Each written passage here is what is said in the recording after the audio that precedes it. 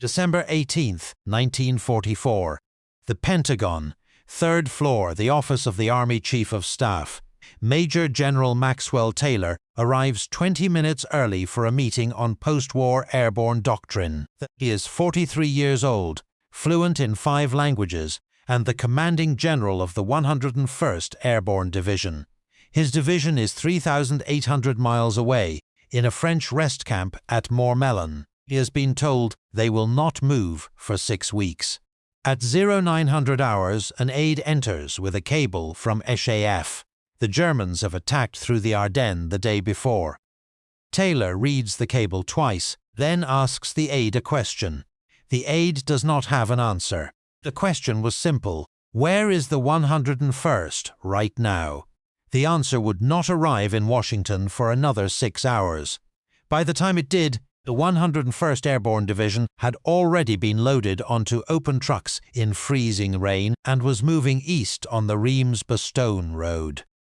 They had no winter clothing. Half the rifles in the division were missing parts left behind in the Holland mud 3 months earlier. They were commanded that morning, by default, by their senior officer present, Brigadier General Anthony McAuliffe, the division artillery chief. Not an infantryman, not a paratrooper by trade. The man Taylor had left in charge of an empty camp. General George Marshall summoned Taylor to Washington on December 7th. The conference was real. It was important. It would shape Army airborne policy through Korea. Taylor flew out of Paris on a C-54 with his aide, Lieutenant Colonel Tom Sherburne, and a leather case containing classified after-action reports from Operation Market Garden. He expected to be back at Moormelon by Christmas Eve. The Ardennes offensive was, at that hour, the worst-kept secret in the German army and the most ignored intelligence file in SAF. Taylor did not know that. Almost no one in Washington did. But to understand why Taylor's absence from Bastogne would haunt the rest of his career, and why his own division would resist his return, we have to look back to 1942, when Maxwell Taylor was a 40-year-old artillery colonel who had never jumped out of an airplane. The man who would build the 101st Airborne Division into the man who the most Airborne Division into the most famous unit in the United States Army did not become a paratrooper until he was older than every officer in the school. That choice, made one afternoon in a War Department corridor, is the reason he was 3,800 miles away when his division was surrounded. It is also the reason McAuliffe was the man on the ground. Both things are the same decision. Maxwell Davenport Taylor graduated from West Point in 1922, 4th in his class. He spoke Japanese, French, Spanish, Italian, and German, a combination the Army had no idea what to do with in the interwar years. He served as a military attaché in Tokyo, then Beijing, then Berlin. He watched the Wehrmacht parade through the Brandenburg Gate in 1938. He went home and wrote a report nobody read. When the Airborne Arm was created in 1942, Taylor volunteered. He went through jump school at Fort Benning in 3 weeks. He earned his wings at 40. He took command of the 101st Airborne Division in March 1944, 10 weeks before D-Day. He jumped into Normandy on the night of June 5, 1944, into a dairy field outside Sainte-Mère-Église. He spent the first 48 hours of the invasion separated from his command staff, gathering stray paratroopers from 3 different divisions into an ad hoc force that took the causeways behind Utah Beach. In Holland, his division dropped onto the bridges at Sun and Vegel and held the corridor through Operation Market Garden, 72 straight days in the line. By the time the 101st rotated to Moormelon in late November 1944, Taylor had built something singular. His paratroopers called themselves the Screaming Eagles. They believed they could not be broken. Anthony McAuliffe was a different kind of officer. West Point, 1918, too late for the trenches. Field artillery his entire career. He came to the 101st as Taylor's chief of artillery, not because Taylor recruited him, but because the War Department assigned him. The two men respected each other. They were not friends. McAuliffe was 46, balding, fond of cigars, and carried himself like the small-town New Englander he was, Yankee economy in speech, no flair, no theatrics. When Taylor flew to Washington on December 7th, the division was at half strength and refitting. McAuliffe was the deputy commander. By Army custom, in Taylor's absence, command of the division fell to him. On the night of December 17th, the order came from 8th Corps, move to Bastogne. Now, the 101st had been resting for 23 days. They were not combat ready. McAuliffe gave the order to load. There were not enough trucks. There were not enough rifles.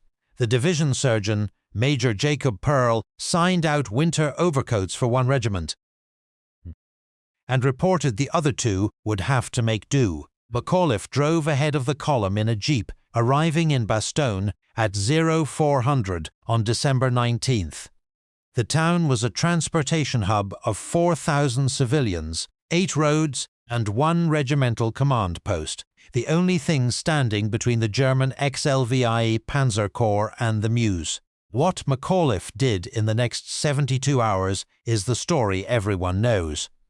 He organized perimeter defense around the 8 roads. He moved his command post to the basement of the Heintz Barracks.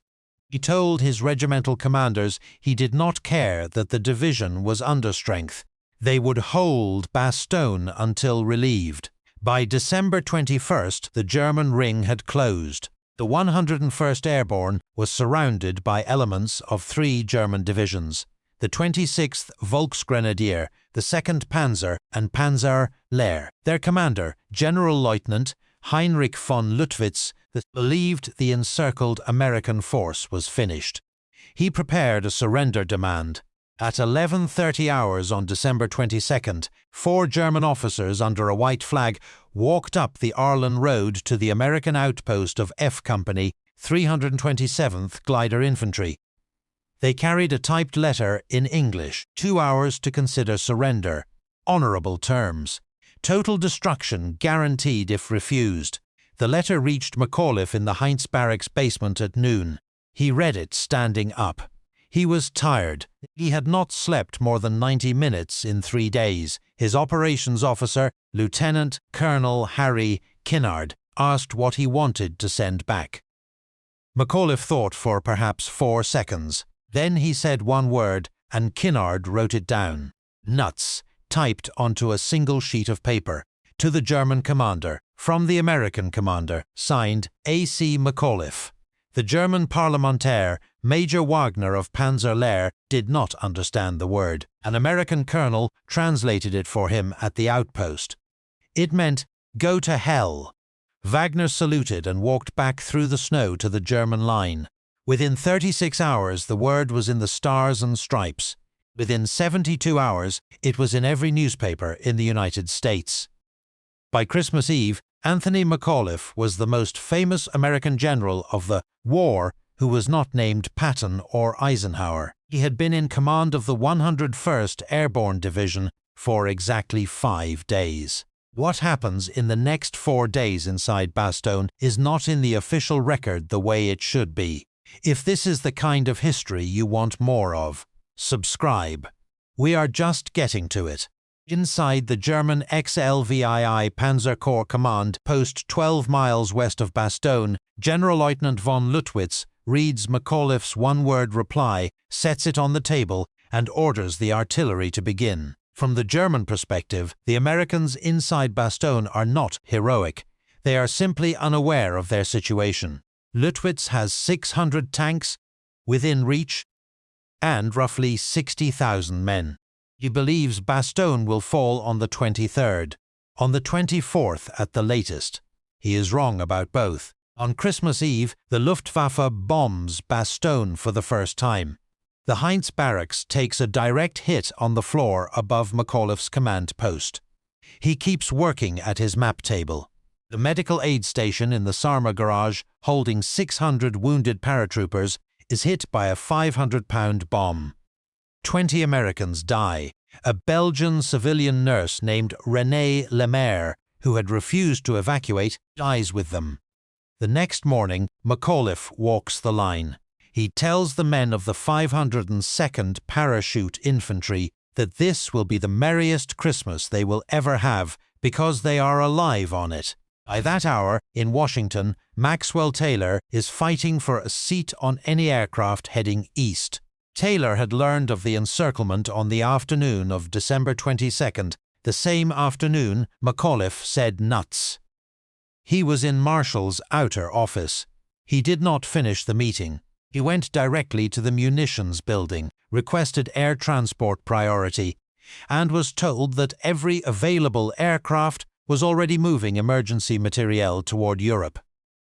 He spent the next 72 hours in a sequence of waiting rooms: Bolling Field, Stephenville, Newfoundland, Reykjavík, Iceland, Prestwick, Scotland, weather grounded every leg. The man who had built the 101st Airborne Division stood in a Quonset hut in Iceland on Christmas morning, reading the newspaper account of his own division's stand at Bastogne. Under McAuliffe's name, the 4th Armoured Division, Combat Command R, under Lieutenant Colonel Creighton Abrams, broke the Bastogne perimeter from the south at 1645 hours on December 26th. The lead tank, an M4A3 Sherman commanded by 1st Lieutenant Charles Bogus, passed through the lines of the 326th Airborne Engineer Battalion. McAuliffe walked out to meet Abrams in the snow. Photographers were already there. The picture that ran in Life magazine that week showed McAuliffe shaking Abrams's hand, both men in winter parkas, both smiling. Patton, who had ordered the relief, called McAuliffe on a field telephone within the hour. He congratulated him by name. Then he asked, "Where is Max Taylor?" McAuliffe answered honestly. He did not know. Taylor reached Paris on the morning of December 27th. He went directly to SAF Forward at Versailles, where General Walter Bedell Smith, Eisenhower's Chief of Staff, briefed him for 15 minutes. The briefing was professional and short. Taylor asked for transport to Bastogne. Smith arranged an L-5 Sentinel observation aircraft. Taylor flew in low through ground fire and landed on a packed snow strip outside Bastogne in the early afternoon. He was wearing a service overcoat, not a parka. He had no winter boots. He walked into the Heintz Barracks basement at approximately 1500 hours. 11 days after his division had been ordered into the line, 5 days after the word Newtees had gone into history. What Taylor said when he walked into the Heintz Barracks basement is recorded in 3 sources: McAuliffe's own letters, the Division G3 Journal, and Taylor's 1972 memoir Swords and Plowshares. Taylor said, "I am sorry I was not here." McAuliffe stood up from the map table. He did not salute immediately. There was a pause that one staff officer present later described as the longest 5 seconds of the war. Then McAuliffe saluted, said "Welcome back, sir," and held out the command. Taylor did not take it. He told McAuliffe to continue running the operation through the end of the German pressure. McAuliffe did. The formal change of command did not happen for 48 hours. For those 48 hours, the United States Army had 2 generals commanding the 101st Airborne Division at Bastogne, and an unspoken agreement that the man who had been there for the encirclement would finish what he had started. It was not regulation. It was not in any field manual. It was, in the words of one regimental officer in the Division After Action report, the only correct decision. By December 29th, the German offensive was broken. The XLVII Panzer Corps was withdrawing east. McAuliffe handed back command formally at the morning briefing. Taylor signed the daily orders. The change was published in 2 lines on the division bulletin. With no announcement, no photograph, no press release. Eisenhower visited Bastogne on January 4th, 1945. He came in a jeep with a small escort, walked the perimeter, and decorated McAuliffe with the Distinguished Service Cross on a snowbank outside the Heintz Barracks. Newspaper photographers captured the moment. Taylor stood 3 paces behind in the second rank. He is in the photograph. He is not the subject of it. Eisenhower's official congratulatory message to the 101st, drafted by SAF that week, named McAuliffe by rank and full name. It thanked the division. It did not mention Taylor at all. There was no slight intended. There was simply no place to put him in the story for the rest of his military career.